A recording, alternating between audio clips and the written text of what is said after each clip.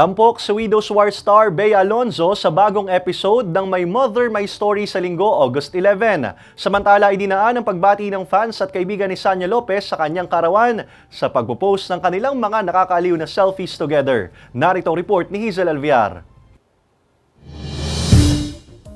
Bigatin at puno ng revelasyon ang matutunghayan sa 4th episode ng programang My Mother, My Story dahil tampok dito ang Widow's War actress na si Bea Alonzo. Dapat daw abangan ang kanilang inspiring, enlightening, and entertaining conversation dahil mas makikilala at maiintindihan ng kapuso viewers ang aktres. Ibabahagi rin ni Bea ang kahalagahan ng kanyang inang si Mary Ann Ranolio sa buhay niya. Abangan yan sa Linggo, August 11, 3:15 p.m.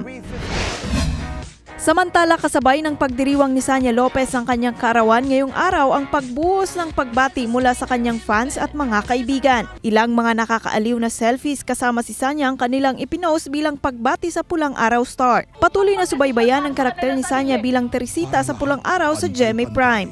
Hazel Alviar, Balitang Southern Tagalog.